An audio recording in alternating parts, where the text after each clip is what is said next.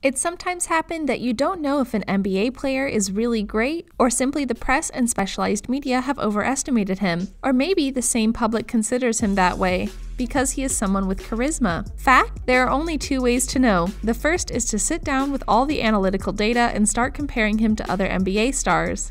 It may be a bit of a tedious task, but you'll come to a realistic conclusion. But why waste so much time if you have us? In a few minutes, we'll confirm whether Lonzo Ball is a memorable player or one who doesn't go above average, no matter what they say, or that he has substantially improved his shooting over the past year. Don't get distracted for a second, and don't forget to get to the end of the video, where we will give our final impression and also tell you how, step by step, Ball was able to improve his shot until it was really impressive. It's just that carrying that name and having problems with the ball can be a bit humiliating, don't you think? Let's look at a little of his history. Lonzo Ball was born on October 27, 1997, in Anaheim, California, USA. He assumed the position of point guard in the New Orleans Pelicans of the NBA. With a height of 1.98 meters, he had the singularity of having two famous basketball players as his parents, LeVar and Tina Ball. His father played for Washington State and Cal State Los Angeles. Since he was a kid studying at Chino Hills High School, he used to practice basketball with his two brothers.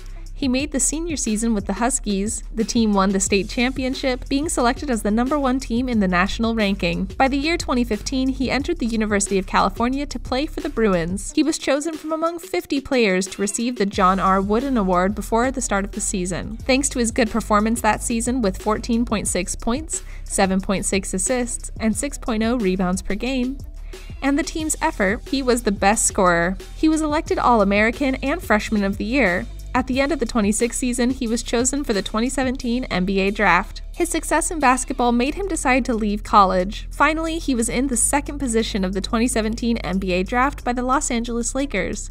When he was drafted, a lot was expected from him because the team was not going through its best moment. On October 19, 2017, against the Los Angeles Clippers, he had 3 points, 9 rebounds, and 4 assists. In a game a few days later against the New Orleans Pelicans, he was the youngest Laker to give away 10 assists, beating Magic Johnson. Can you believe that? Then, thanks to his efforts, he became one of only 3 players to make 2 triple-doubles. Unfortunately, the 2018 season was not the best for the player because he suffered several injuries, and one of them, an ankle and knee injury, left him out of the season. And then his transfer to New Orleans Pelicans took place. So why is poor Lonzo so controversial? Well, because he can go from the magnificent, doing triple-doubles in a game, to the aberrant, by not reaching the 10-point average per game, since he has stayed at 8.9. For a regular rookie, this would be acceptable, but Lonzo disputes about 33 minutes per game. That irregularity and having a talkative father, like former basketball player LeVar Ball, have made him take it as a player at least complicated. And while many insist on comparing him to other Hall of Fame players like Jason Kidd, this only causes some discomfort. It also speaks to the fact that not many want to identify with poor Ball. Is his game that bad? It makes us think. Let's see. In Kidd's case, both have had very similar numbers in their early days in the NBA, but the Bucks coach doesn't see it that way. That's how he puts it in an interview with First Take, ESPN. He has a good coach at Walton, but he's a rookie. It's going to take a while to sink in. Great coach in Walton, and understanding it's going to take a little time, because of all the hype and the expectations that everybody thought he was going to come out and set the league on fire. There's a lot of expectation. He has to understand what it's like to play at high level every night. But at least he has an arsenal that others don't have to make their teammates better, Kidd says. He has to play hard for 48 minutes. In 3 years, we'll see how he's improved. But he also has a bullseye on his back, and there's other guys in this league that believe that they're better. But we insist that these comparisons come at no surprise. Not only because of the style of play, but also because of the numbers both have left in their first NBA games. The charts which speak for themselves. In his first 31 games, Kidd has scored 9.7 points against 10 of Ball, 5.8 against 6.9 rebounds, 8.2 against 7.1 assists, 2.4 against 1.4 steals, and 3.1 against 2.9 Ball losses. These figures are too similar to avoid comparison. Perhaps he was being judged for his poor scoring ability, as his percentages for someone who wants to be the next star of the league are very bad. He has less than 32% of field shoots, 23% of triples, and 46% of free throws. In short, he didn't have the strength to penetrate under the hoop and score points, let alone be reliable outside the perimeter. But it was not too late, especially for someone from whom much more was expected from this rookie, who some with great confidence believed to be a worthy successor to LeBron James. And what finally happened? The long-awaited day arrived, and Lonzo Ball managed to improve his shot considerably. Let's see, Ball is clearly trying to become an elite shooter in this league. So far, they've all been critical, but if you look closely at each season since his rookie year, he's changed his shooting style very slightly. And now, in year 3, it's more remarkable. And he needs a drastic change. In his first 2 years, he made an embarrassing 44% of his free throws. He also shot well below average from the three-point range, reaching 31% in his rookie year and 33% in his second year. Defenders gladly sank under the hoops and challenged him to shoot. However, the 2019-20 season has started differently for Lonzo. He's taking the best 3 triples per game and has exhausted 38% of them. He looks confident letting the ball fly in a new offense with moderate expectations. Even more surprising, Ball is shooting 41%, 12 of 30, in 3-point shots of catch and shoot. In his previous 2 seasons, he has shot 31 and 32%. His new form is working to some extent, as he has made a healthy shift in his shooting to start the year. However, he is still making mistakes, especially in the dominated balls. Ball is not yet Steph Curry, but his jump shot certainly looks better. Before delving into Ball's shooting mechanics, remember that despite our wishes, there is no perfect formula for shooting a basketball. Some players shoot from a higher pocket, some touch the ball with their guide hand, some shoot from the left side of the face, some shoot above the head, some shoot with their feet pointed towards the sidelines. There is no perfect rhythm for everyone, because each player's body has a different size, speed, and shape.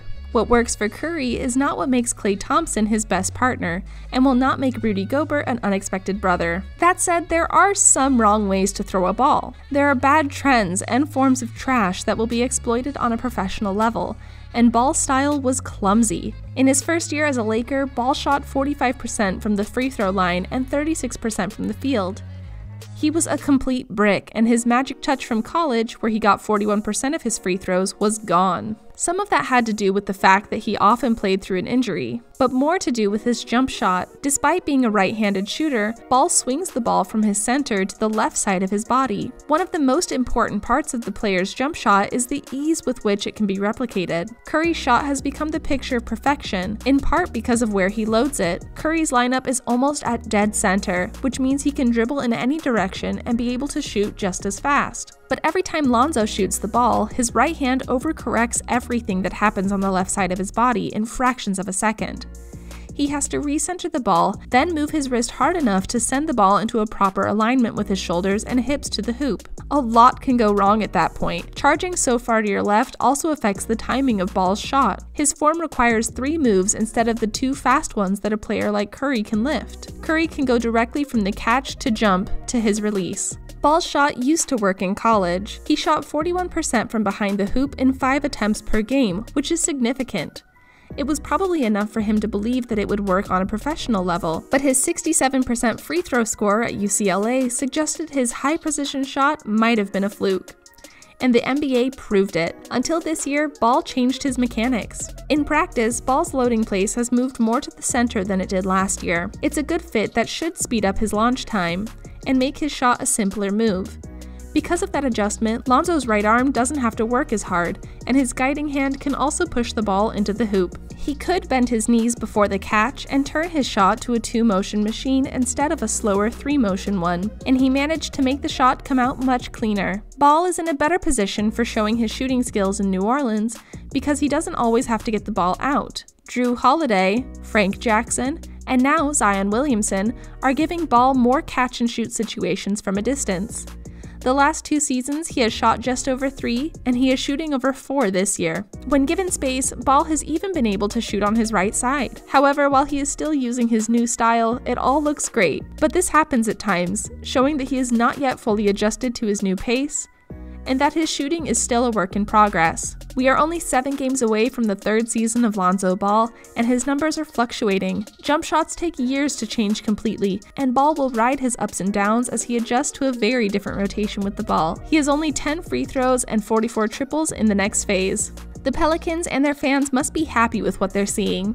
Changing a shooting rhythm that worked at the highest levels for so long is not so easy from a mental rather than a physical standpoint, but Ball is committed and is finally starting to see results. Do you think you know if Lonzo Ball is so good as everybody says? Well, then leave us a like, subscribe to the channel, and let us know in the comment section if you'd like us to make a specific kind of video for you guys. Thanks for watching!